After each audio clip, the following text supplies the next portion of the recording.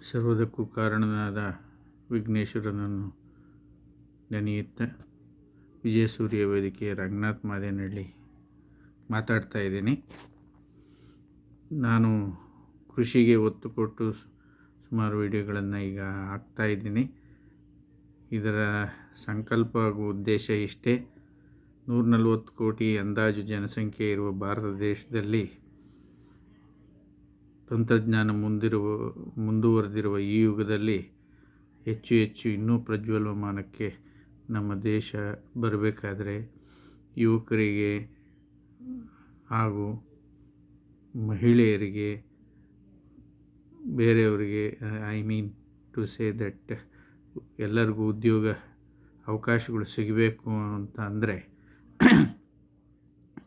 ವಯಸ್ಸಿನ ಭೇದವಿಲ್ಲದೆ ಕೃಷಿಯಿಂದ ಮಾತ್ರ ಸಾಧ್ಯ. ಮೊದಲನೆಯದಾಗಿ ನಮ್ಮ ದೇಶದಲ್ಲಿ ಅಂತ ನನ್ನ ಅನಿಸಿಕೆ.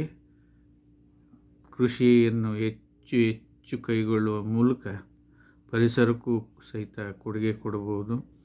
ಪರಿಸರ ಉಳಿದ್ರೆ ಮಾತ್ರ ದೇಶ ಉಳಿಯುತ್ತೆ, ದೇಶ ಉಳಿದ್ರೆ ಜನ ಉಳಿತಾರೆ. ಈ ಒಂದು ನಿಟ್ಟಿನಲ್ಲಿ ನಾನು ಹೆಚ್ಚು ಕೃಷಿಗೆ ಸಂಬಂಧಪಟ್ಟಂತೆ ಮಾತ್ರ ನಾನು ಈ ಸದ್ಯದಲ್ಲಿ ವಿಡಿಯೋಗಳನ್ನು ಹಾಕ್ತಾಯಿದ್ದೇನೆ. ಮುಂದಿನ ದಿನಗಳಲ್ಲಿ ಬೇರೆ ಫೀಲ್ಡ್ ಬಗ್ಗೆನೂ ಹಾಕ್ತೇನೆ. ಈ ಥರ ಚಾನಲ್ಗಳನ್ನ ಜನರು ಹೆಚ್ಚು ಲೈಕ್ ಮಾಡೋದ್ರ ಮೂಲಕ, ಸಬ್ಸ್ಕ್ರೈಬ್ ಮಾಡೋದ್ರ ಮೂಲಕ ಪ್ರೋತ್ಸಾಹಿಸಬೇಕು ಅಂತ ಹೇಳಿ ಈ ದಿನದ ಮಾತನ್ನು ಮುಗಿಸ್ತಾ ಇದ್ದೇನೆ. ಜೈ ಹಿಂದ್, ಜೈ ಕರ್ನಾಟಕ.